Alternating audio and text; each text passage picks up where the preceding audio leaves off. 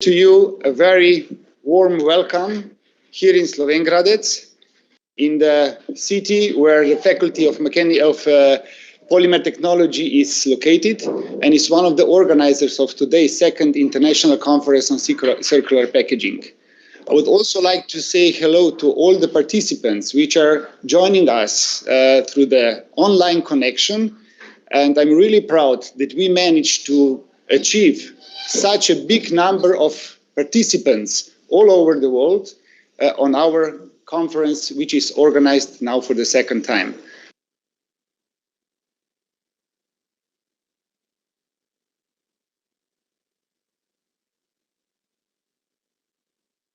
Support to us, and that we are able now to have this conference.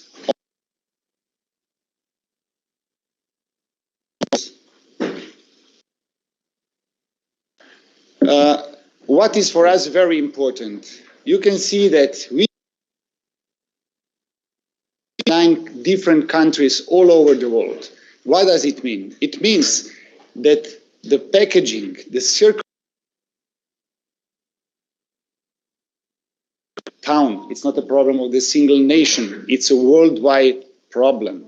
And we, participants of this conference, we are here to provide different views, to provide different opinions, how to use the packaging, because we cannot live without the packaging. It's impossible. But how to maintain the circularity, how to maintain the sustainability of the packaging, how to maintain the sustainability of the resources which are given to us, this is the second question. For us, I think the most important one. And I hope that today's and tomorrow's discussion will give us a lot of different opinions, a lot of different views, and that we will get different opinions from the academic side as well as from the industrial and research side. So I'm really happy that we are here today. We have here in Slovenj Gradec more than 80 participants joining us, and online there are more than 90 participants which are joining us via Microsoft Teams connection. Next slide, please. This is what I already explained. We are really happy that in these difficult times we achieved these numbers. I would like to give you just some basic rules, due to the fact that we are not living in ordinary days, that we are not living in a time prior to COVID. So I would like to ask all the participants who are live here on the site to please keep your facial mask on all the time. We are requiring the RVT conditions, and you all fulfill it. I'm happy for that, and thank you for the support on this, because we all have to do all the best so that we can prevent the spreading of the virus. And I would also like to ask you to keep the distance as much as possible, and that we will assure the ventilation of the space, and when you go out also please wear your facial mask. For the participants which are online, and one more question, one more information for you. During the presentations, please, if you will have some questions after the presentation, please raise the hand and provide the question. For the online participants, I would like to ask you, if you have some questions which are coming on your mind, please write them in the chat, and we will answer them after the presentation is finished. We will read the questions and we will provide the answers. The second thing for the online participants, please, due to the fact that you are so many also online, please keep your mics off, and please also turn off your cameras so that the broadcast will be better than compared to the video on setting. Okay, so these are some general rules. Now let's take a look at our plan for today. We will have today first 2 keynote speakers, which will show us a kind of helicopter view on what is going on the packaging industry, and then we will go to the session of industrial views, we will have 2 industrial sessions. And after these industrial sessions, and you all have, of course, the program on your tables, we will have lunch, which will be served upstairs. And after the lunch, we will have discussion, and we will have 2 master classes. I think this will be 2 really interesting presentations and classes. One on the field of plastic technology and plastic packaging, and the other on the paper and pulp packaging. So I'm really happy that the 2 colleagues who prepared those 2 master classes had really prepared a good job, and I saw these master classes. I think it will be very much worthwhile to attend those both classes. And the last but not the least, for today, we will have 2 industrial visits, or I should say 1 industrial visit and the visit of our premises and our laboratories here in Slovenj Gradec of the Faculty of Polymer Technology. And we will also visit company Label Profi, which is located here in the vicinity, only 50 meters away from our faculty. And we will conclude today's day with a nice dinner in the Ančka Hotel, where I think it will be relaxed atmosphere, and we could also have a possibility to join and to mingle and to find new partnerships and maybe some new ideas for new projects or new business opportunities. For today, for tomorrow, there will be it will be more science oriented. We have more than 40 presentations of different topics dealing with the circular packaging, and we will start tomorrow at 9:15. No, next slide, please. We will start at half past 8, and we will finish until the closing, which will take place at 4:30. So this is a kind of program which we prepared for you. During the sessions, there will be also presentation of posters which will be presented outside of this vicinity.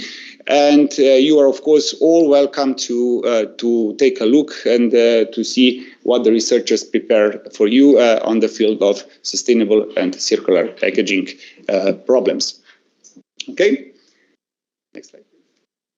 We are very proud and we are very happy that we also managed to get sponsors which supported our organization and preparation of this conference.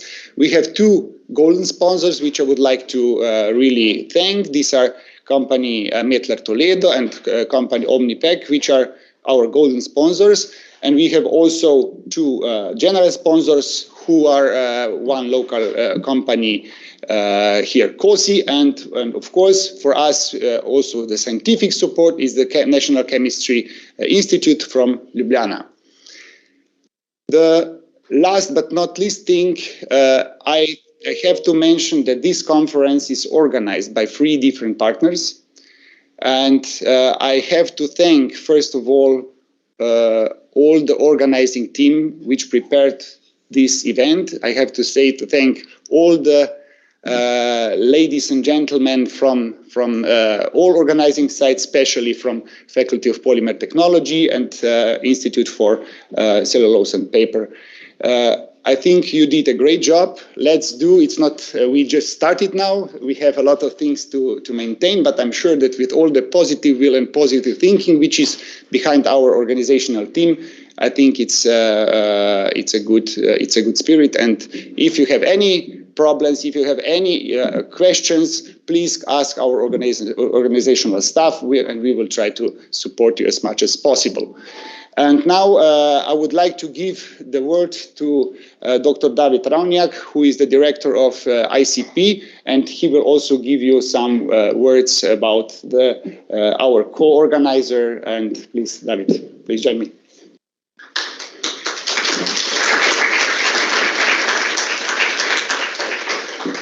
Thank you very much. Well, let me allow my opening of the conference as a representative of the co-organizer, the Pulp and Paper Institute.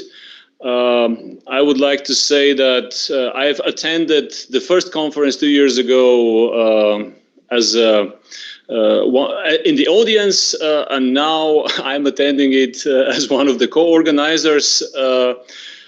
I would like to say that I find this conference very interesting because it combines as well synthetic materials as well as natural materials, and both materials are represented by each one of the leading institutions in Slovenia and in the region for each material. So Mr. Nardin already said all the technicalities, and my role here is actually just to welcome you in the name of Pulp and Paper Institute. I'm sure you will enjoy the program, which is really interesting. And I'm sure you will all get a lot of new ideas, a lot of new knowledge from this conference. And hopefully, I expect some of you will join us in the next conference, either as an audience or even better as speakers. So I'll leave it at that. I wish you 2 fruitful and exciting days of the conference. Thank you.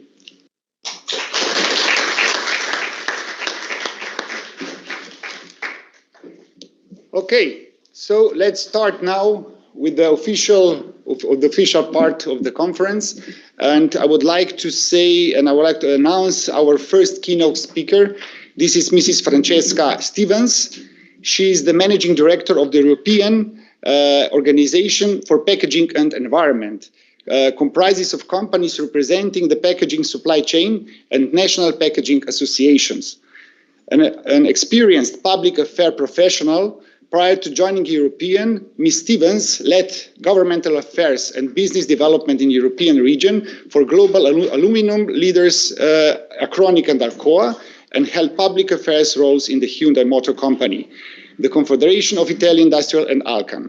Ms. Stevens holds a degree in the political science and international relationship from the University of Turin in Italy, and a Master of Arts and degree in European Studies from the College of Europe in Warsaw in Poland. So, Ms. Francesca, welcome to the conference, and I give the floor to you. Thank you very much for the kind introduction. I hope you can hear me well. I'm sorry that I could not be there in presence with you, but it's really great this is the first event in which I participate. There is an hybrid dimension, so I think it's already a very good sign that perhaps things are getting back to normal. And very pleased to hear as well about the really high attendance, so it shows that there is real interest in the topic. It's as you mentioned in your introduction, a very important topic, which is very much in the spotlight when it comes to European policy and regulatory development. Why is that? Well, clearly packaging plays a key role when it comes to advancing circularity, when it comes to supporting the achievement of climate goals, both in terms of its role in preventing waste, being product waste, food waste, and generally waste of natural resources, and then packaging own role. So the packaging industry role in continuing to minimize the impact of packaging on the climate and the environment. So it's really twofold. So it's no surprise that the attention of the policymaker and the legislators has risen up really significantly on the packaging industry. I guess we all felt that. So it's very important, and I think it's also important to stress that certainly the industry, and we as European represent the entire packaging supply chain, so from the raw materials to the converters to the fillers. The industry really feels the contribution and the role it has to play in this exercise, and we do see lots of new solution, innovation being developed and brought to life to the market. But of course, the regulatory framework is what is needed as well to either push these advancement or make them possible. So really kind of being an enabler, let's say, of the innovative solutions that needs to come to life. What lies ahead for packaging when you look at the direction of European policies and legislation? As you know, a couple of years back, we had, first of all, the adoption of the European Green Deal by the European Commission, which really sets these ambitious policy goals for climate, so to make Europe climate neutral by 2050. And that was then subsequently we saw the adoption of the Circular Economy Action Plan, which is one of the pillars of the Green Deal, together with the digital transition. Europe is also pursuing the circular economy transition. And as part of that, we saw packaging really coming up very high on the agenda of the policymaker, because the Circular Economy Action Plan introduced two important policy goals for Europe. One, to make packaging reusable by 2030 or recyclable by 2030. So this kind of brings, let's say, the sustainability development in packaging really ambitious. And we also see that there is an important focus on minimizing the amount of packaging put on the market, or optimizing or eliminating. I think on this I'd like to pause for a moment, because you mentioned in your introduction we cannot live without packaging. And then that's very true, because packaging plays a key role. If you think, most goods are in fact packaged in some way, shape or form. But what we're seeing as well, that there is some kind of increasing attitude towards dismissing perhaps the importance of the role of packaging. The functionalities of packaging, being protecting the product, enabling the easy transportation, shipment, protecting also health and safety of the consumers. So it's really important that when we try and advance sustainability, we do not forget about the functionalities of packaging, and these needs to be preserved.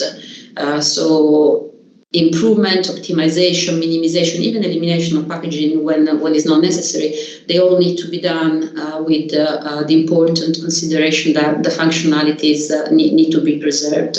And this is certainly an element which we continue to reiterate to the policymakers as we, let's say, join effort to make sure that new measures come to life to raise the ambition on the sustainability goals as well.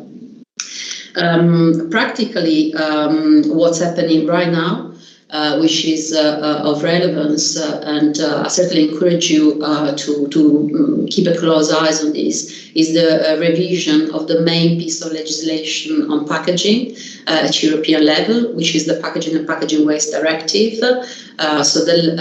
We just had the revision actually only 3 years ago, in 2018. This time now is going to be a lot more ambitious. So the scope is much wider, for the reason that I just explained, because we now have these ambition policy goals adopted at European level on reuse, recyclability, and also waste prevention. And so you can expect that all these aspects will be part of the review. So I think once the review process will be completed, we will have a very different or much more advanced legislative framework for packaging across the value chain. And the directive review process is just starting. So the European Commission is expected to issue a proposal for the revision. It was initially expected by the end of this year. It looks like there might be some delays, perhaps most probably in first quarter of 2022 could be a more realistic deadline. And then, of course, there will be the legislative process of adoption, where the European Parliament and the national governments will have to come to an agreement to produce the final text. And I would say that the main focus area of the review will certainly be waste prevention. So what I was saying in terms of identifying criteria to really define what is essential packaging in order to tackle over-packaging or necessary packaging. There might possibly be introduction of targets. So this is something that is being discussed and considered, targets for waste prevention or best-in-class targets on weight and void space. Clearly, big focus is going to be on packaging design to advance both reusability and recyclability. The introduction of a definition of recyclability is also an element which for sure will be part of the revision of the directive. At the moment, there is no definition of what is recyclable packaging. And the focus here is really to ensure that recyclable actually means recycled in practice. Because very often packaging is, yes, indeed recyclable, but it is not recycled at the end of the day. So that kind of breaks the loop and doesn't allow the material to come back into the value chain. So there is a big focus on that. So ensure the packaging is recycled at scale, so in a significant quantity. So the importance also of existing waste streams, recycling streams is going to get a lot of attention to, let's say, get that classification of recyclable in future.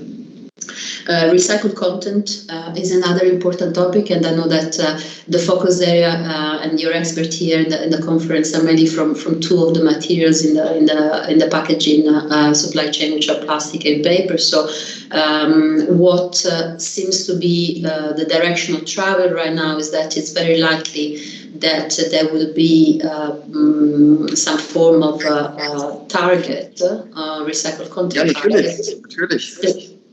Specifically for plastic and not necessarily for the other material, because that's is considered one of the areas where more effort still needs to be done to bring more recycled material to the market.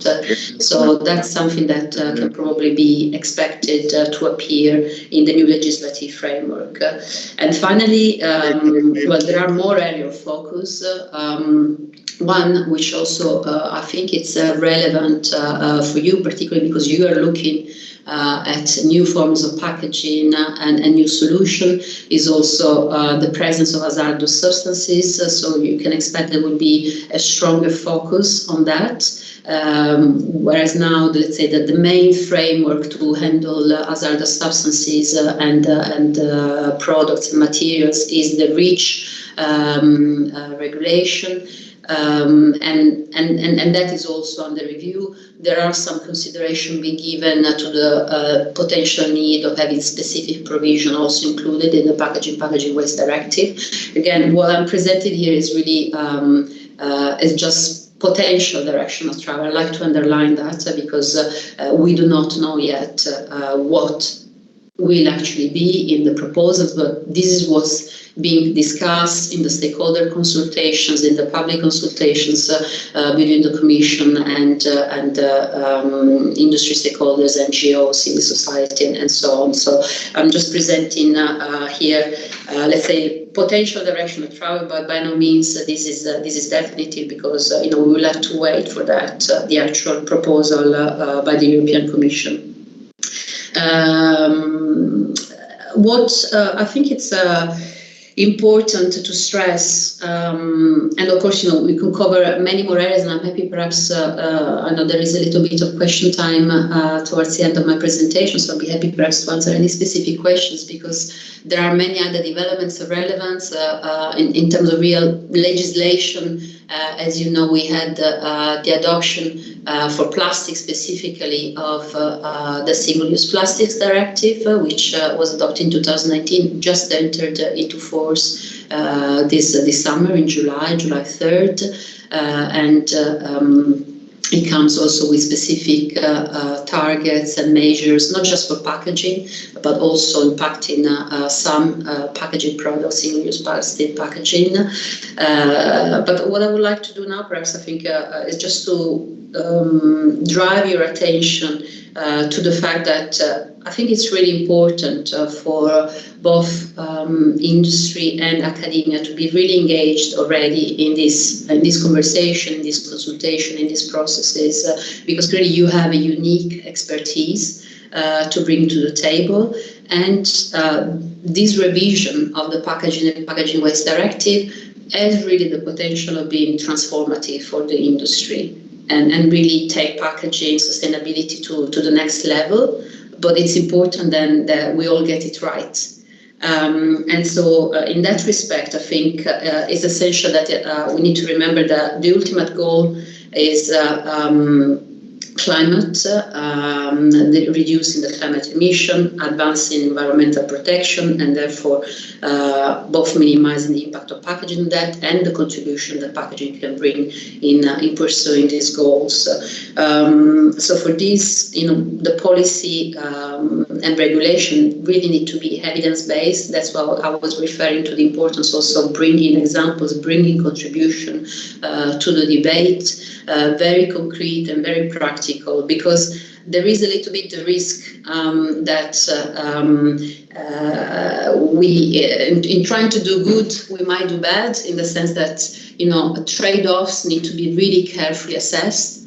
I would say that there is not one solution that fits all. And therefore, demonizing perhaps a material or a solution, presenting the other as the best one, might not necessarily be the case. So it's always, of course, important to consider the packaging in a strong relation with its product, and that's clearly a message that we are constantly bringing to the policymaker and the legislation. Never to forget that, because I think we have seen clearly in the recent years some kind of switch between materials, but again, the question is whether the full picture has been considered. The same can be said about reuse system, for example. So it is important to advance reuse, but it's also important to consider when it makes sense from both an environmental, economic, and social perspective. So it's really encouraging also to, based on your expertise, to bring these arguments to the table of the discussion. Another element which really is very important is to keep in mind that what is needed to advance packaging sustainability, it's not necessarily perhaps, I would say, just innovation. Innovation is very important, and industry plays a key role in that. But then there is also an entire systemic change that needs to happen along the distribution value chain, in consumer behaviors, in infrastructure. Infrastructure probably the most important one when you look at waste, for example, collection, sorting, and recycling. We know that there are still major issues, massive discrepancies across member states. With some being much more advanced than others. So it's really crucial that this is really understood as a systemic change, where industry is one of the elements, one of the pillars, together with the support also of academia in delivering, bringing a new solution to life. Then this solution needs to actually be able to have an uptake and being scaled up, and have therefore an infrastructure and a system that can embrace them. And finally, the last 2 points I'd like to mention are the importance of the internal market. This is really important, again, also for ensuring that innovation is supported, investment in innovations are supported. What we are seeing is an increased fragmentation of the market, of the internal market, resulting from many national measures that are being introduced, impacting packaging and packaged goods. This is extremely concerning because, of course, businesses operating in Europe are based on the assumption that they can rely on a functioning single market. This is crucial to support an economies of scales that enable investments and therefore innovation. Innovation, in the numbers and investment in numbers that are needed really for really a step change in the solution that are brought to the market. I think it's very important. I'm very pleased that you're hosting this conference. Conference taking place in Slovenia, one of the member states. There is a strong engagement from the local academic community and also industry community, even though, of course, many global players, but really with the involvement also of the local plants and local teams, because I think that's an element where certainly there is a need for greater involvement and participation. So these discussions cannot just happen in Brussels. It's very important that they do happen in the capitals with engagement and involvement of the players in those national markets, engagement directly with your own governments as well. Because in that way, I think we start to build all the different elements that need to be taken into consideration to really making sure that we don't just have a policy framework or a regulatory framework with very ambitious goals, but then not really implementable. And finally, it's really important, and we're certainly advocating for a framework that is future-proof. And I think this is really of extreme relevance to the work that you are doing, because as I mentioned before, we had a revision, last revision directive was 3 years ago. So the hope is that we can really set a very ambitious framework now, ambitious but also realistic and implementable, and also a framework that doesn't need to be reviewed again in 2-3 years from now, because of that business certainty that you need to have in pursuing your investments. And making sure that you have a foreseeable time framework as well in front of you. An efficient, workable regulatory framework, I think, is really key for innovation, because regulation can be a massive enabler for innovation, but can also be a major barrier.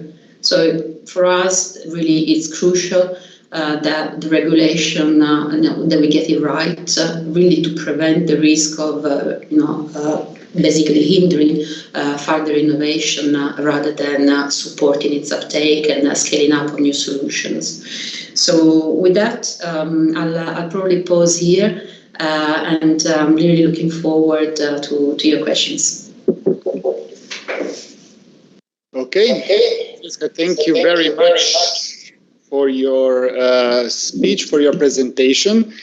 And of course, first I would like to ask the people here in Slovenj Gradec, is there any question to the presentation which was given? Yes, please. Would we be able to know some of the directives or the regulations which are being worked right now by the European Commission for packaging? Can you please repeat? I will. Yes. The question is that would we be able to know what directives or regulatory policies are being worked on right now by the Commission? Yeah, Okay. Sure. So as I was mentioning, sorry, there is a bit of echo. Let's see. Yeah, that's better. Thanks. The main piece of legislation which is being reviewed right now is the Packaging and Packaging Waste Directive. So that's a directive that exists since the mid-90s, has been reviewed a few times, and now it's again being reviewed by the European Commission. So the proposal is expected now in a few months. And its adoption will depend by how long the legislative process between the Parliament and the Member States will take. Normally, it's a year and a half, 2. We saw now that that's not always the case. The Single-Use Plastic Directive was adopted amazingly in only 8 months. Not that that's always a good thing, because perhaps it was a little bit of rush But yeah, so normally we can expect a year and a half at least when the new directive will come and see the light. Okay, thank you. There is another question.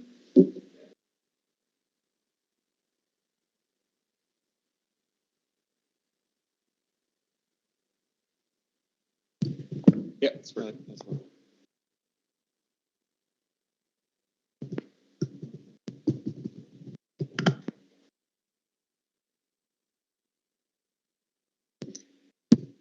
Maybe in between, before we establish the connection with the mic, there was also one question from the web. Dear Ms. Stevens, how do you see the role and underutilization resources like annual plant fibers, straws, pulp, grass fibers, etc., in the field of packaging in the future? I'm just reading the question, sorry, because I couldn't hear it properly.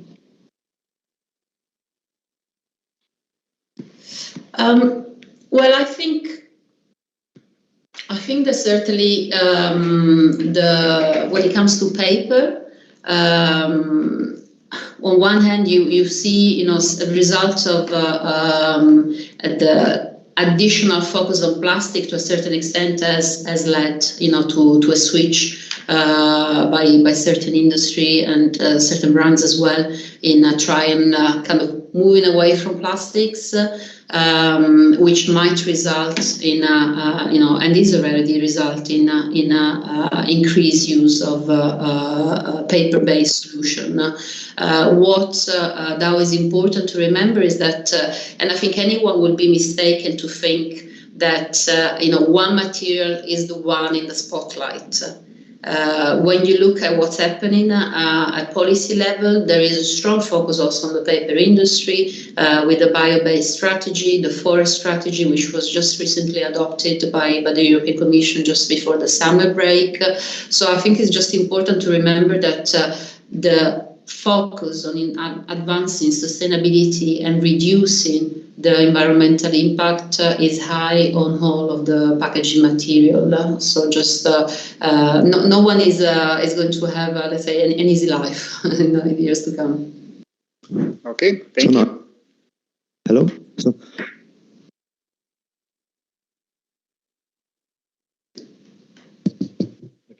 Sorry.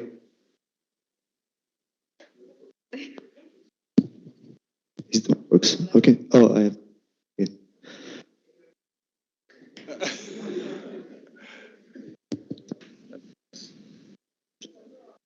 Okay, just. Hello? Yeah. I have to come closer a bit. Thank you. Please come here and. Yeah.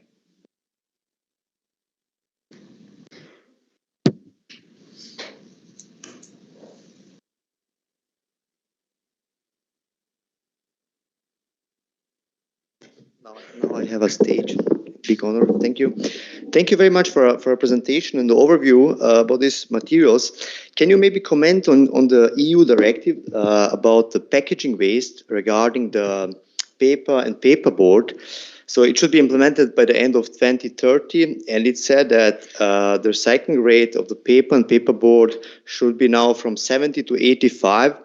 And nowadays we have a product where we have around 50% of the paper and maybe 50% of different multi-layers, which are plastics. So does it mean that it's going to be challenging to replace these plastic layers? So does it mean that we have to actually, these kind of products will disappear from the market by the end of 2030? Or what will happen with those kind of products? Thank you. Yeah, sure. So basically the targets you were referring to are the one indeed still in the previous version of the directive, so where there are specific material targets, recycling targets for each material. We expect that will remain in the new directive when it comes to recycling targets, so targets set at member states level per each material. The challenge we're underlying in terms of the the difficulties in terms of substitutions, I think they go beyond the recycling target now, because what I was referring to in the definition of recyclability as well, I also encourage you to pay attention to that, because there will be provision that will determine whether a packaging solution is recyclable or not, also based on its multi-material composition, and therefore whether that will make it harder or easier to recycle. So the approach is really to then kind of categorize and determine scores in terms of ability or not to recycle, again, in practice. So the concept of recycling in practice, I think, is something that you should really focus on when developing a new packaging solution, because you risk otherwise to have something which could be really good on paper, but is actually not recyclable because there is no stream existing. And if you think about cardboard solution with a plastic layer, certainly I think the statistics show there's been a massive increase on the market, and certainly here in Belgium, and likely to increase even more. The difficulties is indeed then the recycling stream, ensuring that there is a separate recycling stream for that in order to be able to recycle them in practice. Okay. Thank you very much, Francesca, for your presentation. I think we round up with the questions, and we are really good on time. Thank you for your input, and I'm also really happy now that I can present our second keynote speaker. This is Mr. Duncan Mays. He has a long history in the forest and wood product industry, where he spent over 25 years in Stora Enso, working both in the wood products division as well as in the group research and development team. He has led high-level research program and utilization of wood-based materials and polymers to develop new biocomposites from the variety of application, including packaging. Today, he runs his own consulting company, Lignotech, in Helsinki, Finland, where he supports both small and large companies and institutions in a variety of businesses and R&D projects around the world, with a special focus on the developing circular and renewable-based materials. Mr. Duncan, please, the floor is yours. Good morning, and firstly, it's a real pleasure to be with you today. Sorry I can't be there in person, but also, as mentioned by the previous speaker, it's great to hear that, let's say, physical meetings and conferences are starting to take place again here in Europe. Now, just wanted to check that you can see my slides also now, because I have some slides to present. Can you just clarify, please, that you can see the slides? Yes, we can see them. Thank you. Excellent. Thank you.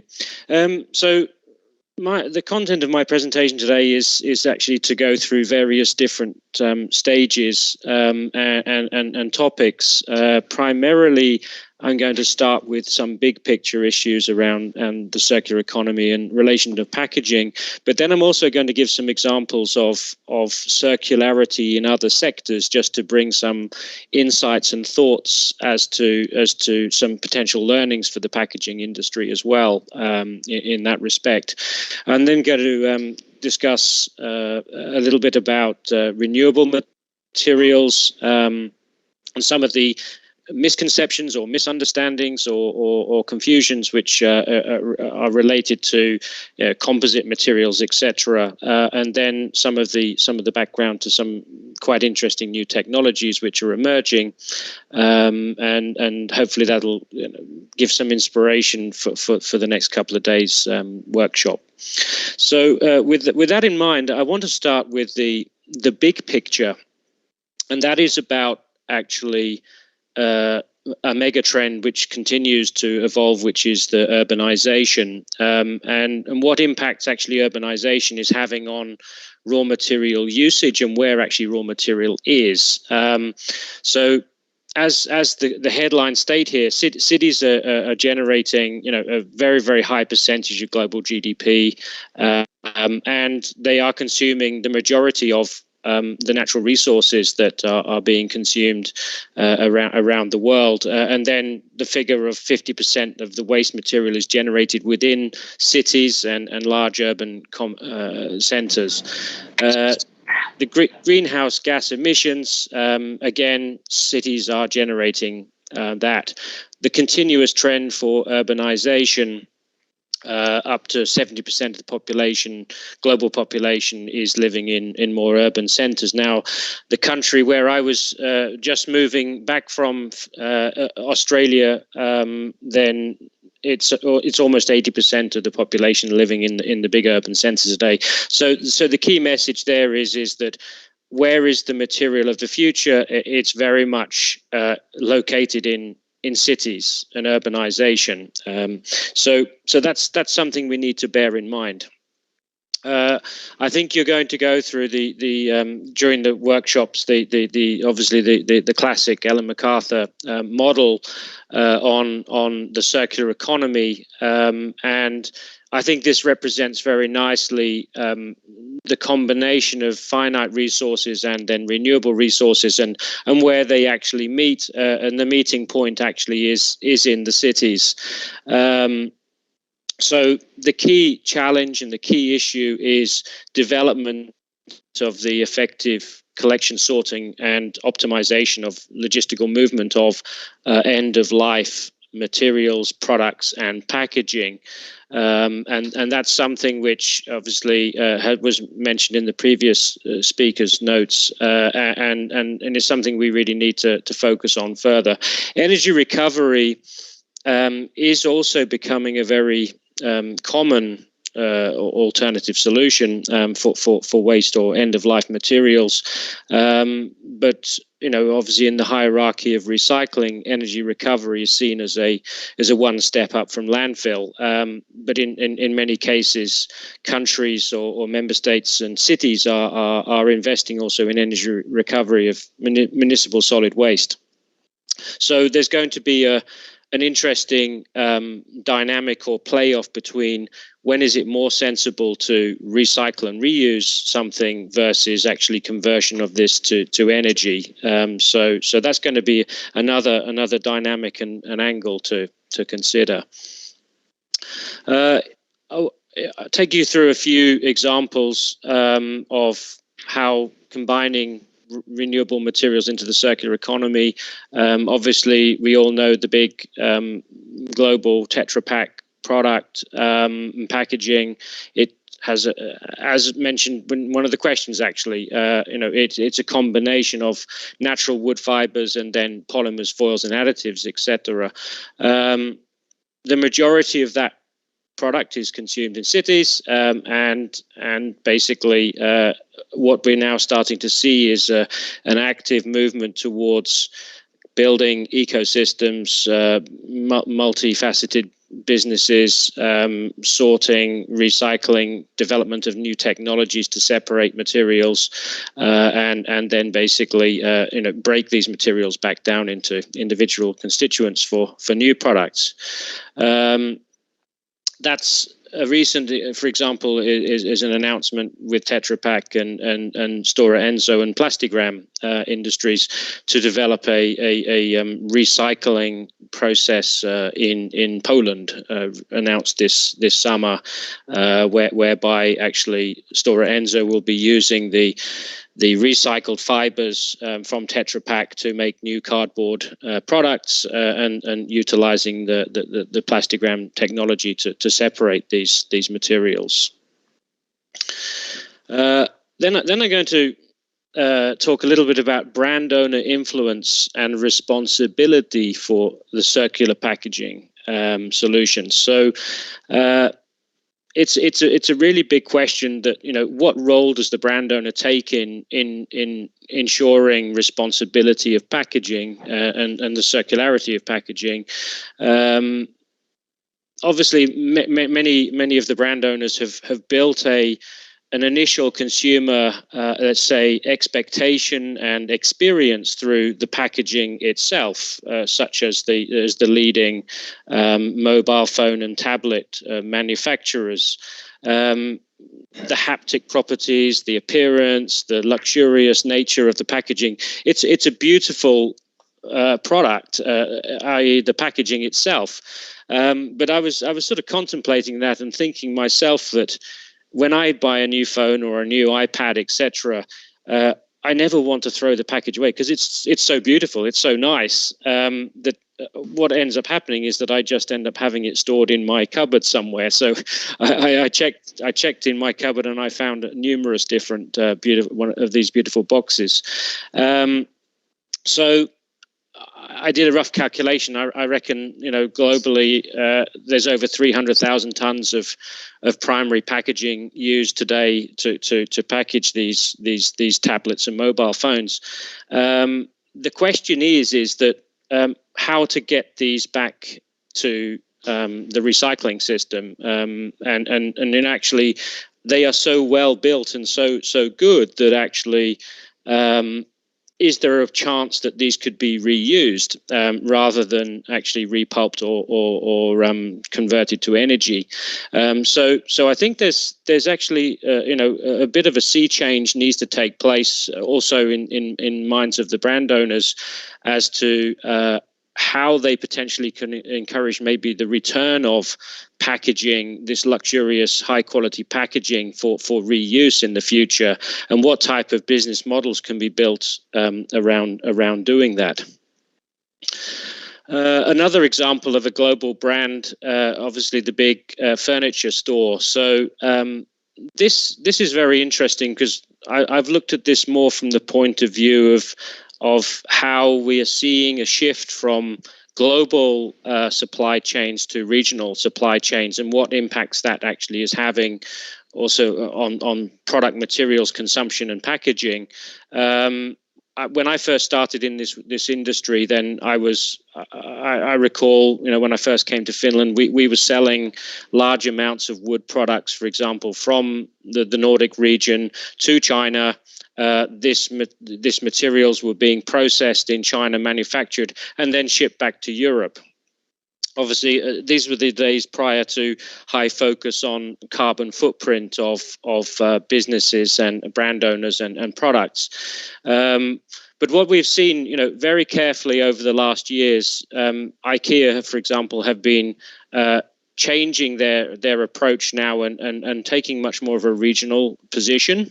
So a very large amount of the furniture, flat pack furniture, etc., and also the packaging used to package that furniture is produced, for example, in Europe for consumption in Europe, and then, for example, in Asia and Australasia, then it's produced in the Asian region and vice versa in the US as well. So we're seeing global brand leadership in addressing climate change issues and challenges through a regionalization strategy rather than the conventional chase after the lowest cost manufacturing centers. So this is something I think for us to also consider when looking at future packaging, brand owner packaging strategies. A totally different sector, but I wanted to talk about this one from the topic of design for circularity. So the construction industry obviously has a totally different life cycle in terms of the expectation of the product. You build a building, you hope it's going to intended its end use might be 50 years, something like that, and then basically traditional concrete structures, steel structures, they are very challenging to deconstruct, very, very disruptive in the urban built environment, and makes it very difficult. What we're seeing is actually a great model here from Arup on their future vision of circular economy in the built environment, and how actually in the design stage of a building, then they are considering how is it going to be disassembled. And I think this is a very interesting learning also for us when considering packaging. It's about how we can design packaging products so that they are easy to disassemble, obviously collect first and then disassemble and reuse. So I wanted to just give an example of the construction industry, how it's starting to look now already from the design and architecture perspective for considering disassembly at end of life. This is maybe something we really need to focus on in the packaging sector as well. And on that, then, design for deconstruction, separation, and decomposition.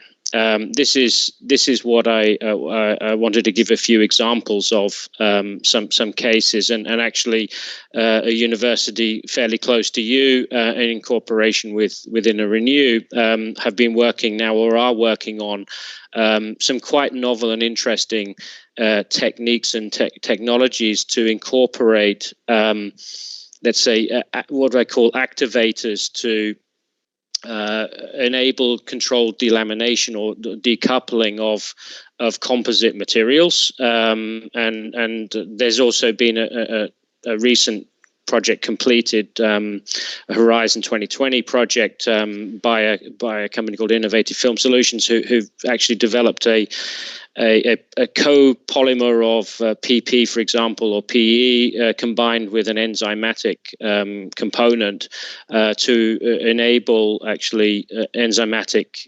decomposition of the polymer in the event that it were to get into the wrong situation of being in the environment, and this is actually quite an important and interesting development. The project which is being developed currently there in Slovenia is to encapsulate an enzyme within a shell which may be manufactured using lignocellulosic materials, and then under certain conditions, then the shell is basically broken, and then the enzyme is activated, and that in turn then creates a situation where the different components used in the product, whether it be a fiberboard or a cardboard or something, or a complex composite, will start to decouple. So this is some really interesting work going on, and I'm sure that you'll hear more about those types of opportunities in the coming days. Some other examples of technologies. There's a technology in the UK which is addressing the challenge of medium density fiberboard. This is, again, it is indirectly used in packaging, but basically a process which has been developed to actually activate and to create a decoupling of the traditionally used resins such as phenylformaldehyde or urea formaldehyde resins from the wood fiber, and then enable to recycle and reuse those fibers for new MDF material or fiber insulation, for example. So that's a good example of how technology is evolving to decouple complex composites. Another example is, and this is two things here. One is that building of a new circular ecosystem where all of the players in the value chain are somehow engaged, and then you basically are able to deploy a specific technology to enable conversion of materials. This is an Australian company. Licella have developed a technology called hydrothermal liquefaction, and they have a project actually now being implemented in the UK right now, where they're taking end-of-life plastic and then basically using this hydrothermal liquefaction technology to convert the waste polyolefins back into what they call a plasticrude. And that plasticrude then can be used as a fuel enhancing, so at drop-in fuels, or then back into chemicals for reuse into new polymers or new polymer-based products. And then on the renewable side, their technology can also be used to create what they call a biocrude, which has then opportunities to make similar types of applications. as you see, the project they've got some big names in their consortia, Procter and Gamble. They've got recycling companies, and obviously the big petrochemical, plastics manufacturing industries, and then plastic packaging manufacturers such as Amcor. So the key thing is to get all of these actors working together and utilizing these new technologies. Then buzzwords and confusion. So I think if I put the consumer's hat on, then I guess they're pretty confused. They hear so many different buzzwords that, you know, there's an industrially compostable, there's home compostable, there's biocomposite, sustainable, eco-friendly, circular, fossil plastic, renewable, recyclable. So there's so many buzzwords and confusions, and actually, I think even us as let's say the industrial specialists also can get quite lost in all these different words and understanding. So I think we need to focus on really simplification and clarification of what are we really trying to achieve, and how all these different words connect into each other.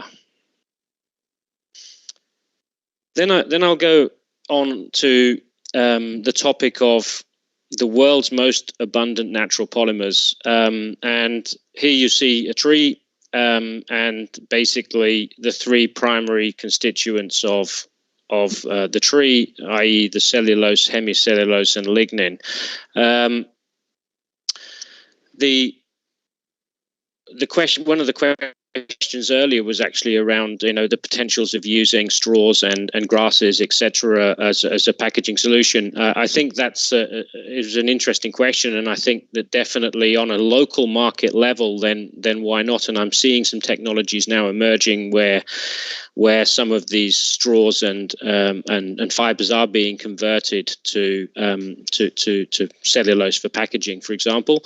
But what I want to get the message across here is that there's very few scaled industries in the world actually which have the capability and scale and a scale of economy to be an alternative to the polyolefins market and industry.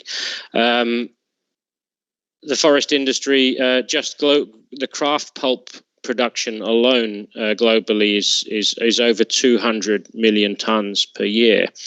And then when we look at it in the context of some of these individual constituents like lignin, although today lignin manufacturing is still fairly limited, that we have one very large plant here in Finland which has a capacity of about 50,000 tons of lignin per year, the opportunity to scale that in combination with pulp mills is quite significant, and there's a very high potential to produce up to 60 million tons of lignin a year if this technologies were ready to be scaled. So we can start to get an understanding of the scale of economy, the supply chains in forestry and well-managed forestry, how basically a pulp mill will be processing 1.5 million tons of raw material to achieve some of these byproducts. There's also some interesting emerging technologies on direct extraction of some of these components like lignin directly from wood chips and also from hemp and flax and other grass products as well. And that's an interesting space to watch because it potentially means that you can build up extraction facilities without the need for a large pulp mill, which actually means that there's opportunities to build in other regions of the world as well. When we look at the global phenol production, and phenol is one of the key fossil-derived components which currently lignin is starting to replace, then the global production of phenol is about 11 million tons, and clearly the forest sector and renewable material sector using these new extraction technologies could globally produce 100 million tons of lignin alone in the future. Some of the opportunities for lignin. you're actually going to have a presentation, I believe, later today, actually from a company here in Finland called Metgen. They are doing a lot of work on actually fractionization of lignin. Lignin is a complex polymer with many different side streams and side groups, which makes the material quite challenging to work with. But what we are seeing now is scaling of technologies to extract lignin from the pulp mills. So the black liquor, the spent liquor from the pulp mills, such as LignoBoost, and then there's also the OrganoSolve technologies. And as I mentioned earlier, some direct extraction technologies in the future. Companies like Metgen are working on reducing that complexity of the lignin polymer by means of fractionation and let's say homogenization of certain molecular weights. You'll hear more about that later, I'm sure.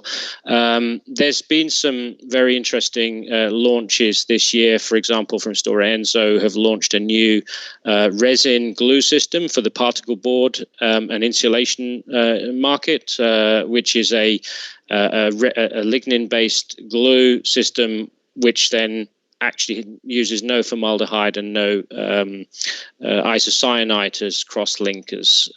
So a fully bio-based resin. So that's an emerging space as well.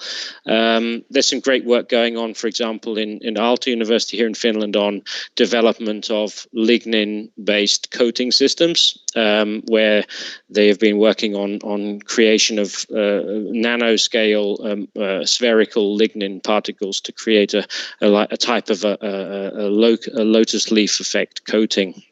Main end uses where lignin has got great opportunity is in the sizing agents in fiber-based packaging, bio-based films, barriers and coatings, as mentioned already, in adhesives, and then actually there's some really good advances on using it in foams and insulation. There's also at the InnoRenew, actually, in Slovenia, some quite interesting work going on right now on development of lignin for skincare and for example, sun creams. So that's a really interesting area.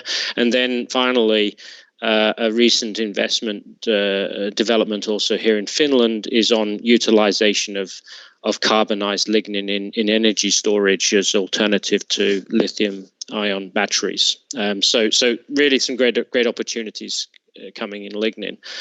Microfibrillated cellulose and cellulose. This is again another stream of the tree. And obviously today cellulose is the primary structure of packaging board and the board substrates.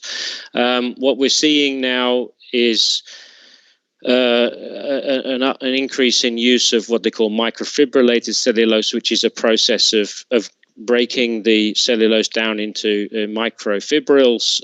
And when you get down to microfibrils, then you're able to actually create very, very functional materials and increasing significantly the strength. And so there are companies now using microfibrillated cellulose within the packaging structure to increase strength and stiffness, but actually then reduce the grammage as well. So there's some really quite interesting developments there. Other end uses for microfibrillated cellulose is in coatings, and it's been proven to be an excellent oxygen barrier. And then things like hydrocolloids.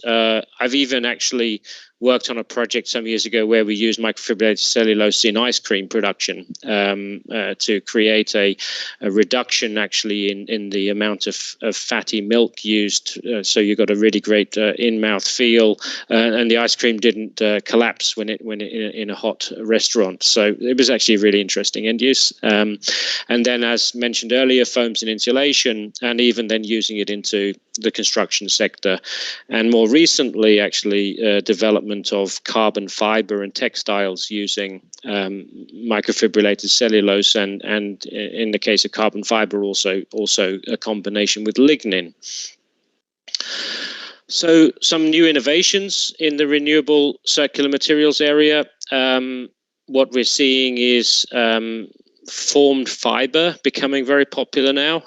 So a number of companies are investing in taking wet formed fiber technologies, using thermomechanical pulp, for example, and converting that into bowls and single-use products. And then insulation as well. So, creating packaging and products which basically are using, instead of EPS or polyurethane foams, they're actually using cellulose and lignin-based foams to create insulated packaging. Some other technologies emerging in dry laying or scattering web forming of cellulosic materials.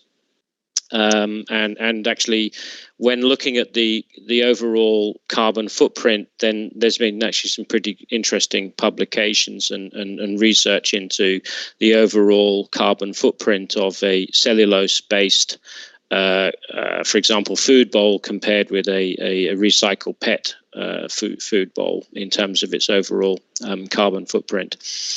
So still challenges remain in barriers and coatings, and I think that's where a lot of the research is still progressing in terms of having bio-based barriers and films. Biocomposites. This is an interesting one because I worked for a long time actually on development of biocomposites, and there are challenges in terms of the end-of-life management and recyclability of biocomposites, in terms of the fact when you're mixing natural wood fibers or other types of renewable material fibers together with polyolefins or even things like polylactic acid, there are real challenges in sorting at end of life and separating. And when it's not scaled, then it actually makes it quite challenging. And hence why I think there are some issues around the scalability of that. And then we've got things like the pulp bottle, the recent announcement of Diageo, I think, to move over to a pulp bottle for their whiskey.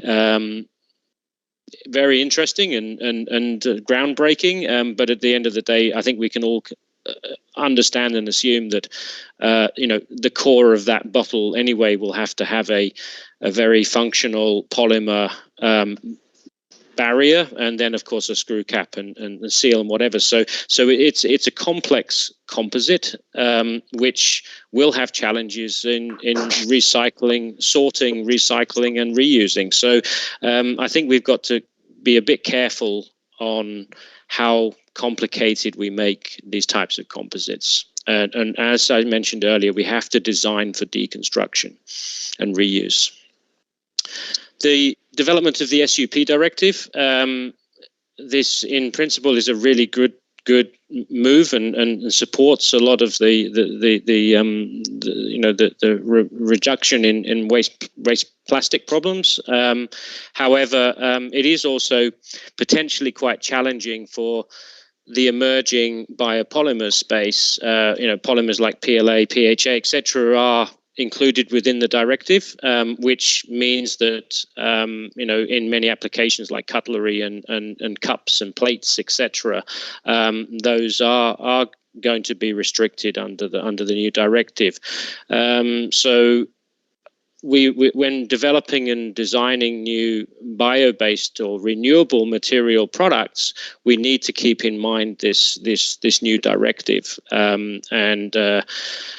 there are some issues, I think, around definition of natural polymer and modification of natural polymers. There are mentionings of enzymatic modifications and fermentation and chemical methods of modifying natural polymers, and those are also included within the directive, which does make things a little bit problematic for, let's say, advancing renewable material products and polymers going forward. So then, in summary and conclusion, what I would say is that for us to really be successful in getting a fully circular ecosystem, we need to have really multi-company and multi-business sector engagement in consortia, and one such one in the fiber industry, the renewable fibers sector, is the Forever Green program and association. That's actually engaging many different companies from all parts of the value chain.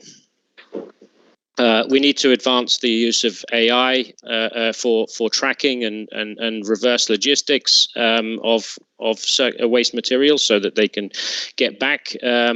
This is going to be more and more building around the urban centres in Europe, how we can basically recycle materials and then regenerate them into new products and packaging, but not transporting long distances.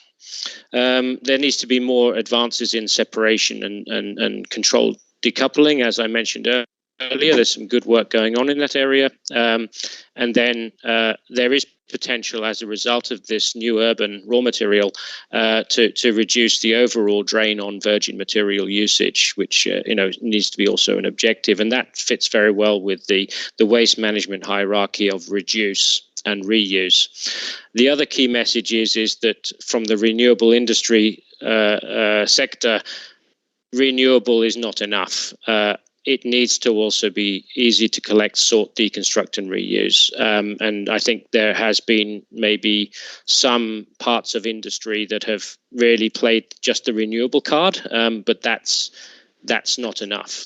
There's also a schematic I tried to make, which is around potential shift from global to regional and local industry, and I think as we move into circular economies, then that is going to be the new trend, where more and more regional and circular economy business models are going to be deployed and developed. And when we put it into the context of the hierarchy, then using products manufactured more locally or regionally with packaging materials produced also locally or regionally, these should be the favoured ways forward.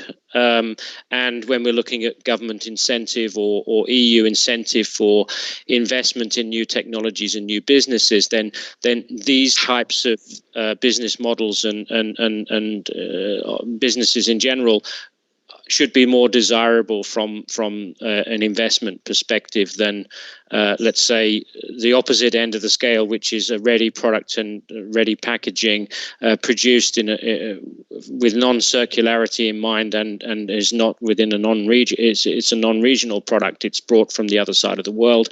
This should get the lowest level of support and incentive.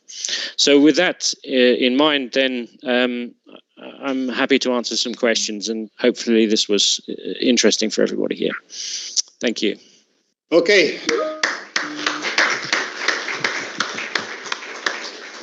Duncan, thank you very much for your nice presentation. Unfortunately, is there a quick question for a quick answer, since we are a little bit out of time? If not, then Duncan, thank you very much for your really good presentation. I also saw some remarks from the web that the people liked your presentation, so thank you very much. And now this is a kind of, for today, the last presentation which was presented online, and now we are going live with live presentation here from Slovenj Gradec. And first of all, I would like to invite to the floor Dr. Stefan Laske, Global Director, R&D Director from the company Greiner Packaging International, a company located in Austria, and he will present the paper Circular Economy and the Techno-Legal Trade-off. Please. Yeah, thank you very much for the kind introduction, and thank you for having me. This is the first conference after 1.5 years, after COVID, you know what I'm saying, that I'm attending personally, and I'm really happy to be here. And yes, we have to provide RVP, yes, we have to wear masks, and yes, we have to struggle again with the name tags. But to all the people out there, believe me, it's so much more fun to be present, to see the people, to see the faces, and not talk to a screen. Well, I have a small screen here, but you know, the audience is there. So my presentation today is called Circular Economy and the Techno-Digital Trade-off, and I think it fits quite perfect to the first talk from Francesca, because I'm not talking only about the technological stuff, which, you know, I'm a polymer engineer through and through. I know how to handle the technical questions and how to achieve solutions for problems, but there's also a legal trade-off. And at the beginning, is this working?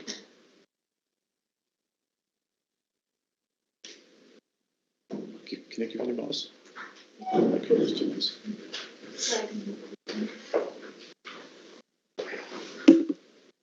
It works? Okay. At the beginning, I want to introduce Greiner Packaging just shortly for those who don't know us. We are founded in 1960. We belong to the Greiner AG, which is more than 150 years old. We are a family-owned business. We have around 32 locations worldwide, a little bit more than 5,000 people working for Greiner Packaging, and a turnover of around 700 million euros. So we are not that small. Our mother company has around 2 billion of turnover, and we are producing rigid packaging for the dairy industry. So the yogurt cup is the best example. And being in that position, 2020 was a quite good year. 2021, we all know, due to the material crisis and supply chain crisis, it was not that good as 20. And for all the topic of circular economy, for all the recycling topic and reuse, there are some prerequisites for us which makes our lives not really easier. Yeah. And one of these prerequisites is that our product portfolio contains around 85% of food grade packaging. Yeah. So we have to find solutions for food contact. We need food contact material. That's the only thing that helps us. And as we are working for the dairy industry, it's not that we only have one product. We have many different types of products. So there's not only one yogurt cup. There are several yogurt cups with different decorations, different sizes, different type of material. So it's not that easy, like, for example, the bottle companies, which have only one material, more or less one type of packaging. The other prerequisite is that our material portfolio consists of 70%, almost 70% of polypropylene. So it's nice if we have solutions for any other material, but that doesn't help us to that extent. Polypropylene, as you may know, there is no EFSA approval for polypropylene mechanically recycled available at the moment. So we have this at the beginning, as I mentioned, this techno-digital trade-off. And I don't get me wrong, I'm not standing here and saying we can, but we are not allowed to. That's not the point. It's just saying that there, from the technical point of view, would be much more possible, and we also have to concentrate on the legal part, because what is EFSA? You all know the European Food and Safety Authorization. They take over, more or less, in simple words, the risk management for us. It's not forbidden for us to use material from any source for our packaging, but we have to take care about the risk, and if something happens, we be holding accountable.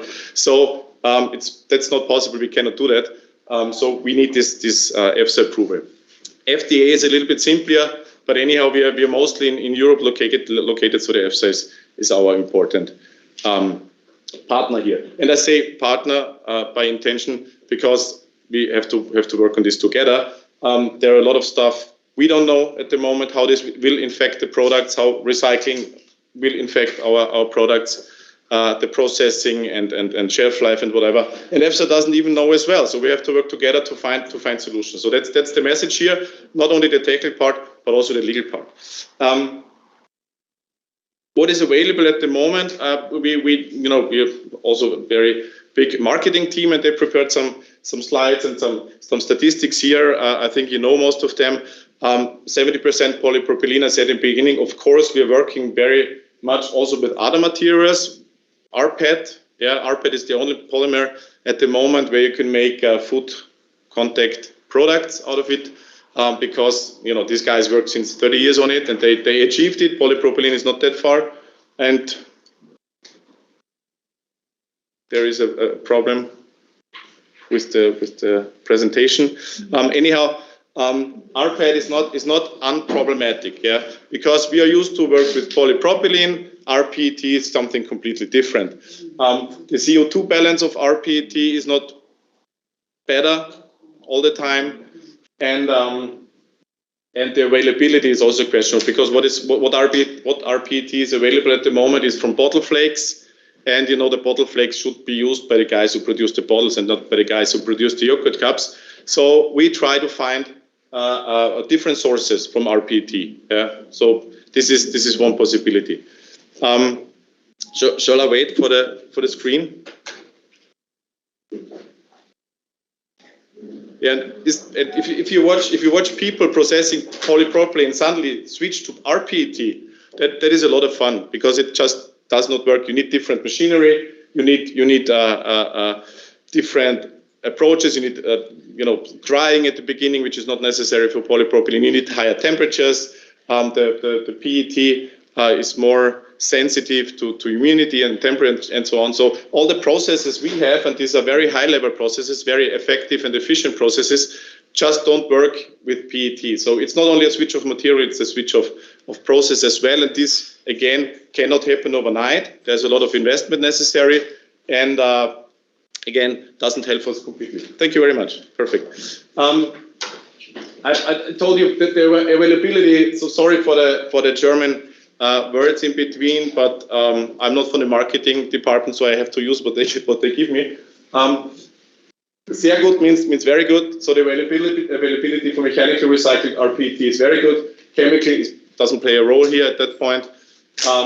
We have the CO2 footprint is rather low, yeah, because it's always mechanically recycling. I say rather low, but because it depends on the product. And you can go up to 100% of recycled content. So it's fine, but I said that the drawbacks we have. When we go for RPP, mechanical recycling is, as I said in the beginning, not available for food grade, always for food grade.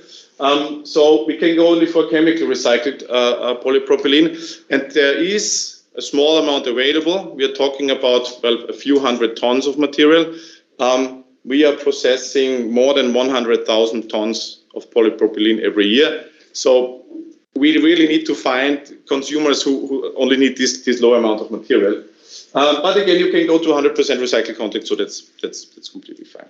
And the third material in our conglomerate of materials is RPS. And RPS, and I don't know why, a material never can be bad per se. It only can be used in the wrong product, in the wrong application. But anyhow, RPS customers don't like RPS. They don't like polystyrene. So beside the recycling and using of recycled material, PS has generally a better reputation, which also hinders us to go that direction. But PS is much better than you might think, because there is mechanical recycled polystyrene available. We have it almost in the market. I say almost because we filed for a food grade application in Switzerland, and this just is a question of time until we get it. So it's ahead of polypropylene. And the CO2 footprint is the same, per calculation the same as for the other materials. And for the recycled content, PS is a specific material because it needs always to be a mixture between a general purpose polystyrene and a high impact polystyrene. And we are talking about the general purpose. So we can go up to 30%, and that's fine. From the chemical side, availability is the same, also very small amounts. The CO2 footprint is a little bit more generally for chemical recycling, but you can go up to 100% recycled. So this is the situation for us. It's not what solution we can choose. It's a half solution we can go at the moment. So.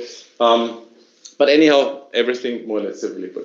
When we look at the comparison to PP, which is for us important, PET generally has a higher density as PP. You all know that. So by switching from PP to PET, we put more plastic in the market, which don't make sense after all, because we also believe in reduce and recycle, so it should be less plastic.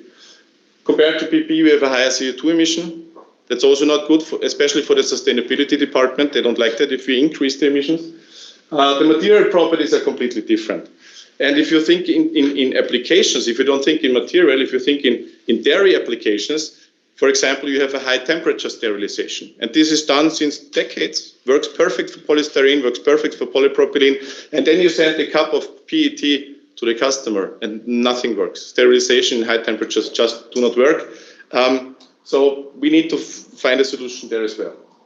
The production parameters are completely different. You all know that. So there is no easy change possible. And for polystyrene, well, you always have the styrene monomer in the cup, which is problematic.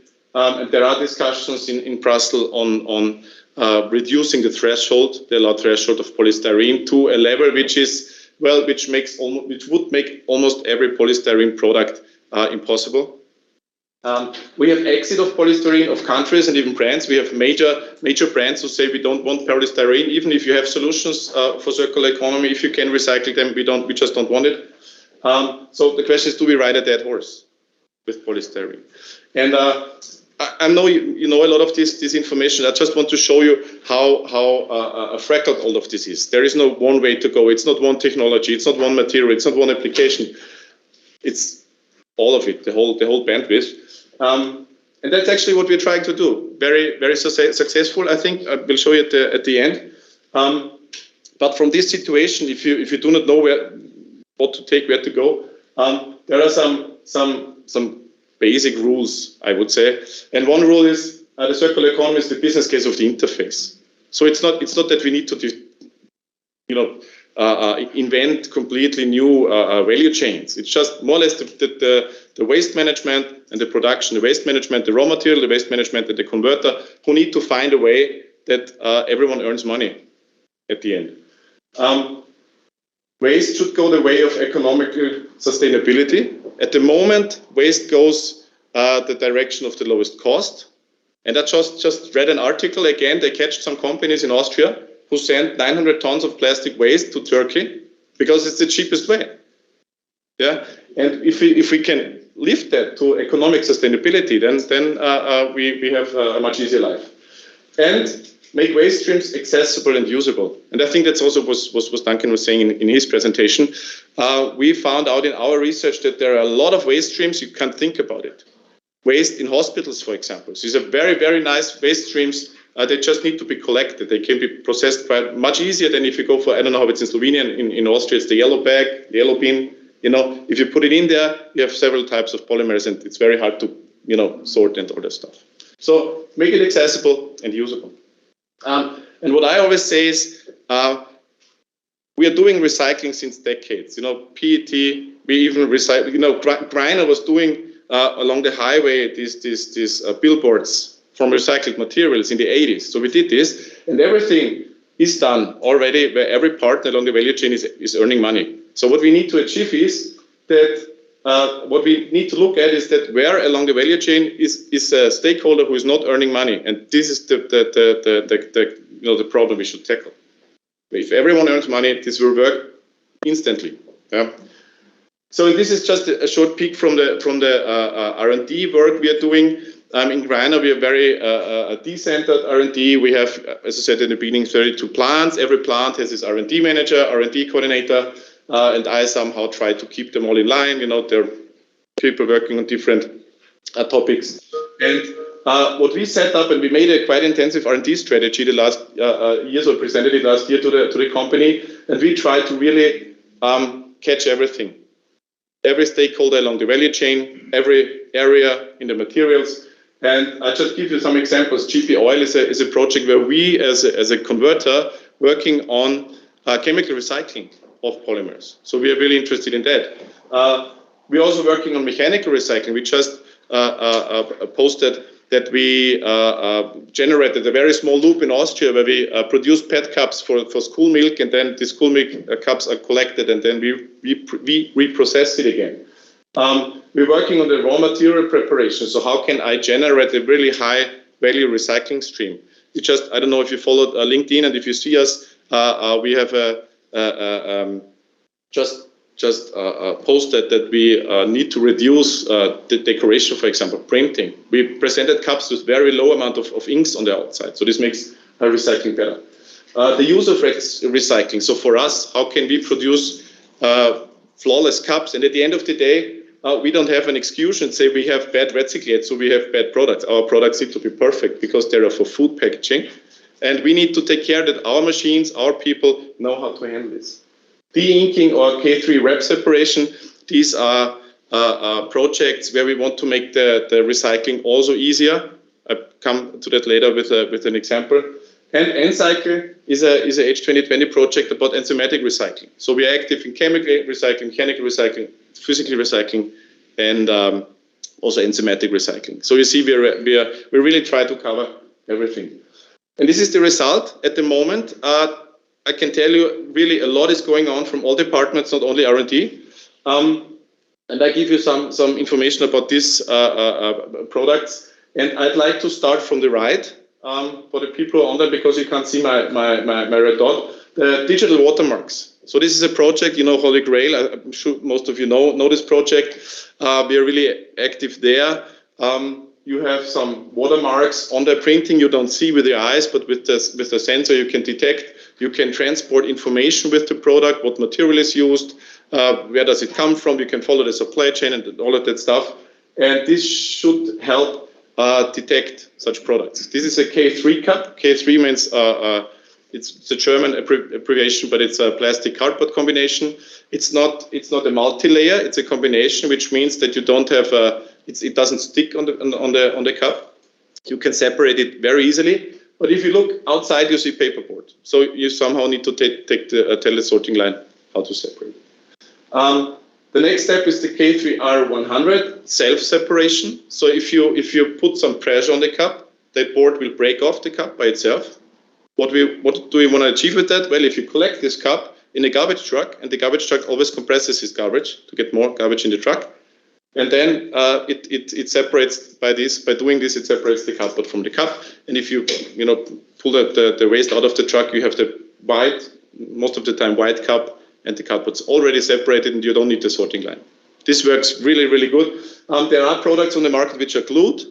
It doesn't work with them, not from us, of course from the competitors. But this is the new one, and I think this will along come replace all of them that you don't need a glue. Why do we have a cardboard anyhow? Well, we save plastic, more than 30%. We save CO2. We have the printing on the cardboard, so getting rid of the inks from the fibers is easier than from the polymer. So there is a lot of benefit by using this. And if you make it possible that you can separate it quite easily, then it's a good product. We're also working on rPET HTS. HTS means high temperature sterilization. These cups can be used in dairy products, and a lot of companies ask for it. Of course, we tell them, look into the product itself, look into an LCA, look at the eco-balance, because what we do not want to do is to increase the emissions of CO2, and no company wants that. And the last one here, BioCircular. This is, well, let's say it's a chemically recycled organic waste. This is made from Borealis, from cooking oil, old cooking oil, and it's going through an alcohol process. They end up with ethylene, and from that they go to the polypropylene. And this is quite a nice product, because you have a renewable source, you have a renewable waste, let me say it like this, and you can make a virgin material out of it. Yeah, you have like a normal polypropylene. We do not need to change the machinery, we do not need to change the people, they know how to handle this material. So this works quite well. Also the eco-balance is good, the LCA is very good. What is not so good, but that's not our problem, that's the Borealis stuff, it's quite expensive because the amounts are quite low. What we also work on is new tear tabs for the K3, for the carton, because sometimes you all know this product, sometimes it's very hard to get rid of the carton. Yeah, and this is a new tear tab, and you just get in your thumb into this lash and you open it very, very easily. Yeah. And there are a lot of people doing this. We have some yogurt cup collection in Austria, and they're all separated. More than 85% of the cups are separated because it works. And another one is a reuse lid. You have always these lids on the yogurt, especially for the bigger sizes, and it's good, yeah, because it keeps your food safer and cleaner. And why not take reuse cups? So it's a very good and nice product. What you do not find here are biopolymers per se, because there is no use case at the moment. There is no use case for PLA. We don't have any. You have use case for renewable resources. You don't have any use case for compostable, except one example, and these are capsules. And what you don't find here is paper. And I think, if I see that far, Mr. Kopacic is there from TU Graz. Hi. We are working very intensively with the TU Graz on paper solutions. So that's also a direction we go. Not only it's a polymer, it's also paper we look into. Well, and these are available for RPS non-food. In Switzerland, also food, and RPP non-food. And that's it. I lost track of time, I'm afraid, but you don't push me off the stage, so I'm still on time, I think. I hope I gave you an interesting view on the industry. As I said, technology-wise, we are quite good and we can handle this. Legal-wise, we are partnering with the Ellen MacArthur Foundation. We are partnering in the Alliance to End Plastic Waste. We are partnering in the Plastic Bank. We are in Brussels, everywhere. So we try to tackle this all the time. I'm looking very positive future. Thank you very much. Okay, thank you very much. I'm sorry for the technical problems which we had in between, but we managed to make time a little bit more than planned, but nevertheless, I think it was a very good presentation. And I would like to participants that you ask questions in between the breaks so that we will try to keep up with the schedule. And the participants online, please paste the questions on the chat and we will try to give you the answer. Okay, and I would like to now to present our next speaker, Mr. Magyar Kalaman. He's managing director of AMCO, Hungarian-based company, and he will present biodegradable green refill. Please. I have this product here, put it in the water. Maybe it will not disappear by the time I finish speaking because I will try to be short. I'm not in the presentation yet. I try to be very short and catch up with the time. Yes. Essentially, this is a finished, recyclable, biodegradable product, which I'll talk about, but maybe I'll talk about another aspect of it, which is the fact of market acceptance, because we can develop wonderful products, and I think many people here in this room and on the internet are working on that, but what will the market do at the end? That's a big question, I think. So let's see if I can. Okay, we are on the second page already. So what we are talking about is void fill. Void fill is, as you know, is a product which is used in boxes to ship, and there's void fill or loose fill, they call it. But we use the word. We invented the name green fill for this. Essentially, how do I do this now? I have to read it, I guess. It comes in different forms, and most important function of the void fill is really to protect the product during shipment. The real question is which is the best type of void fill to use. There are many different kinds, and I'll present that. As with all packaging, we need to keep in mind that the footprint is kept small. Let's see if I push. This is what I push. No, that's the wrong way. This is the right way. Okay. This is just a presentation of data. There's a big market growth in this particular technology because the shipping is increasing all over the world. I think these are the different void fill products which are used. Paper, polyethylene bubbles, which you're probably familiar with most of those. Foam, which is mostly polyethylene based. Wood, shredded wood wool is used many times. And the peanuts, and this is what we are talking about today. Really the peanuts, we call it the peanuts, but this is polystyrene chips. Now I'd say PS, I really mean expanded polystyrene. And we heard a very interesting presentation about the PS, and I think Stefan said that it's not accepted by the customers, but in our case, it is very much accepted, and that's really the market leader in this particular technology. This is just some photos of the different kind. I'm not going to go through this because probably all of you know it. This is the major players which are used in this field. These names I'm sure familiar to most people. All of these companies are really, except for the last one, because we're using their technology in developing in this particular field. I'm going to mix this up a little bit to help. disappear. Skropak is a Polish company, but these other companies are very much into. They all using the EPS, the expanded polystyrene chips, to market this technology. Now I made a little chart. Not sure why this didn't come out, but I apologize for that. But this compares the paper, the polyethylene bubble, the foam, wood, PS, polystyrene, peanuts, and the green field.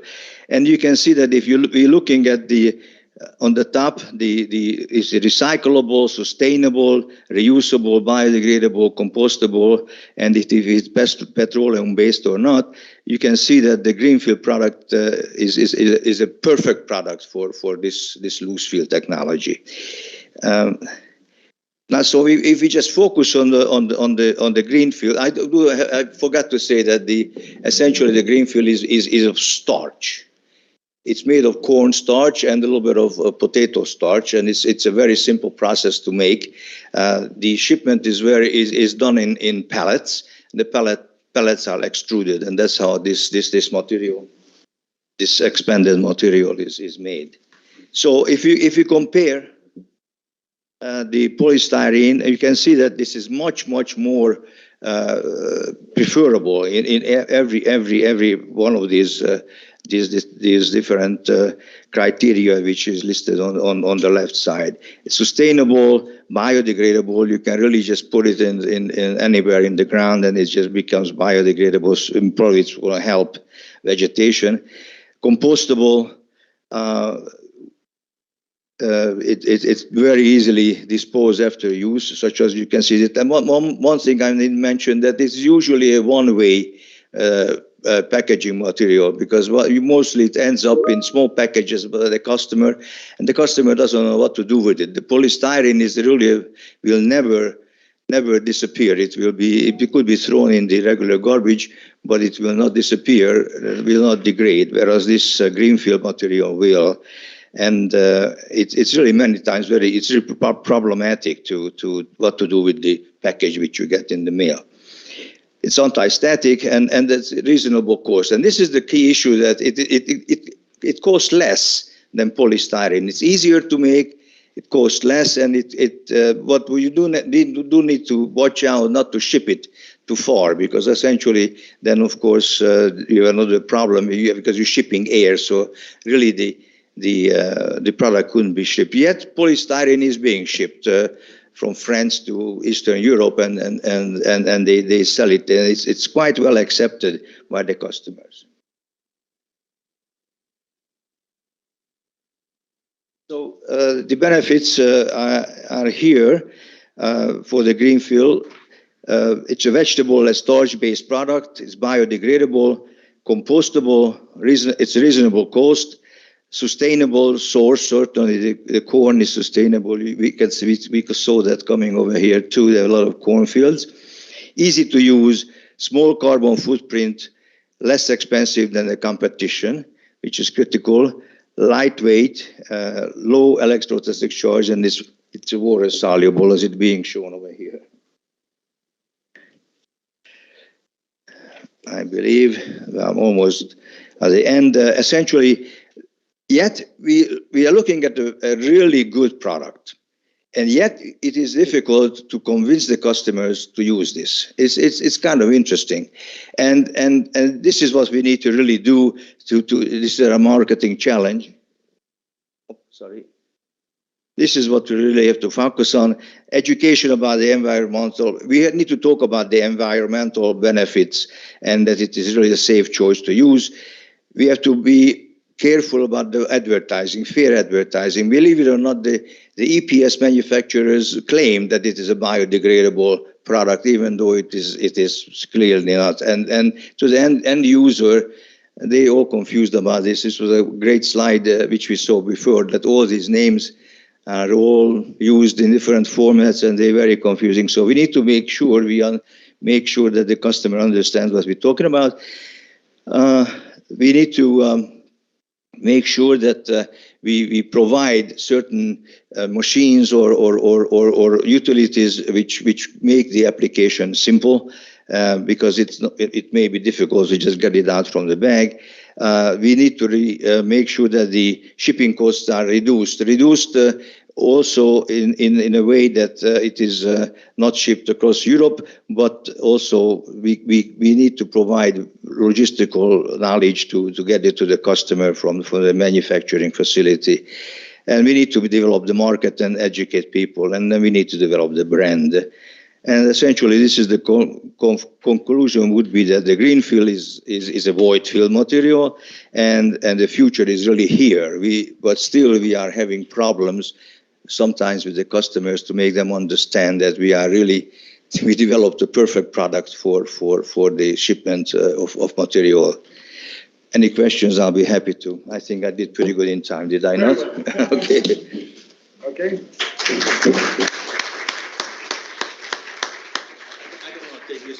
Okay, thank you. Okay, thank you very much, Mr. Coleman. And I would like to introduce to you Mr. Keresteri Zsolt. He is a cluster manager of Omnipack, first Hungarian packaging technology cluster. So please.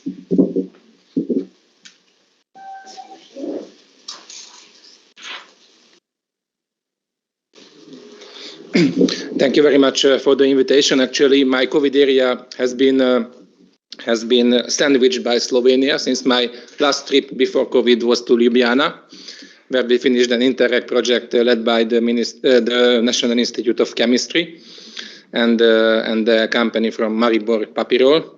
And my first trip now is to Slovenia again, so I'm very happy. So I am not a technological guy, not a technical guy. I am the cluster manager. We are one of the first Hungarian clusters at all, not only in the packaging.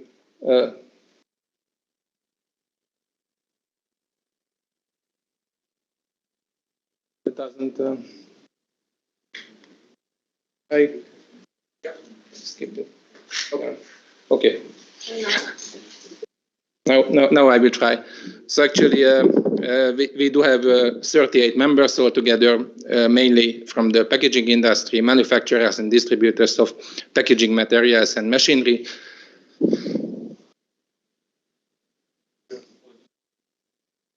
Yeah.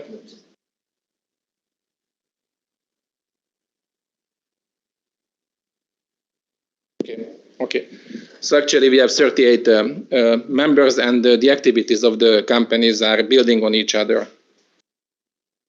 We try to support companies during the whole cycle of the value chain.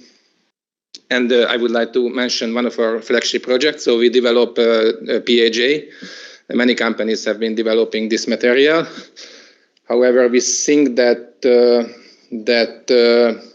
we have a process innovation in manufacturing PHA. You know this material probably much better than I do, since I'm not a technical guy. The main issue is that cost of production should be reduced. So the traditional way of manufacturing or developing PHA is based on bacterial fermentation. And it is an essential step to extract PHA from the cells. So it leads to the death of bacteria, and only batch production can be done. On the other side, additionally, the extraction often uses the organic solvent, which is not really good. And so production takes place in an ideal environment from bacteria. However, we have a new process. We have been developing a new process in laboratory conditions. It means that this is based on the next generation industrial biotechnology. So PHA producing microorganisms in saline environment can be isolated also in seawater. And so the growth of other microorganisms is inhibited, so less energy is needed. So we think that with this new manufacturing process, production costs can be reduced, and even it's better for the environment. Actually, here you can see that we can have a reduction in production cost of 35% altogether. We do have some closed loops inside the cluster. For example, we have been working for Richter Gedeon, which is the largest Hungarian pharma company. In their canteens, we are providing all the cutlery or all the cutlery and plates in biodegradable material. Then we gather it with the food scraps, and then we collect them, and we make it composted by one of the other cluster member companies, and at the end we go into the fields, let's say, and we use it as a nutrients. So it's a closed loop system. We do it also with a Hungarian burger chain called Zing Burger. So this is the cycle. This is just a marketing tool. So we did the same at the Sziget Festival, still before COVID. Of course, it was 2 years ago. And as I mentioned, we finished an Interreg project, and we tried to be involved in several international projects, including Horizon projects. Now, until the 6th of October, we co-submit 2 proposals, actually. Also, we are a stakeholder at the GLOPAC Horizon projects, which is also focusing on PHA. About the packaging trends, I don't want to go into details with the figures. Let's say just some values, but as far as I know, you will receive the presentations. And some manufacturers of plastic raw materials, I really don't want to mention the names. However, it's interesting what the Hungarian government supports in the field of R&D. And here just you can see that lignin is a main area, or the development of natural additives, hemicellulose, extraction and recycling of biopolymer constituents. Again, I don't want to go through the list, but you can see what they are supporting. And there is also a misunderstanding. So, for example, PLA is really supported by the Hungarian Ministry of Innovation. On the other hand, once you submit a proposal for getting access to European funds, they say that PLA is not supported because it's not circular enough. So there is a strange misunderstanding also inside the Hungarian sector. Actually, also our member companies do not really like PLA. So what are the major challenges? As I mentioned to you, this closed loop doesn't exist. It only exists in, let's say, in some smaller pilot actions on a smaller scale. From 2023, organic waste must be collected separately. This is a directive which we have to implement.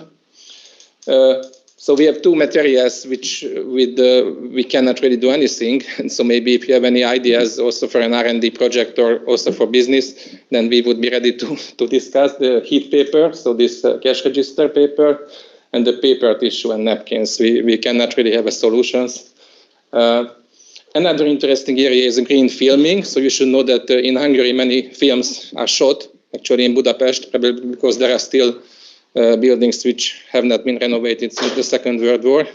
But actually many films are shot, and these filming companies are using these closed loop systems, partly with us. But as far as I know, film industry is one of the greenest industries all over the world. And yeah, it's also strange and can be strange that an Interreg project has a real significant issue. You know that Interreg is not for R&D. However, we were responsible for the innovation actions, pilot actions in 6 countries. So we had to develop some new materials as well, not from the Interreg money, but beside. And now we are delivering composter trays for Ocean, which is made of paper and dispersion barrier. So this was due to this nice project led by the National Institute of Chemistry of Ljubljana. Najlepša hvala.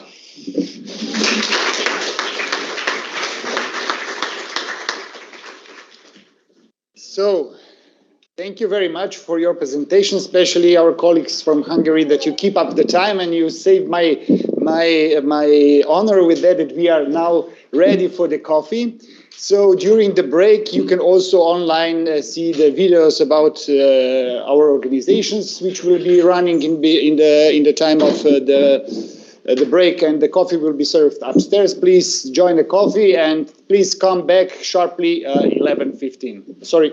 Yeah, 11:15, please.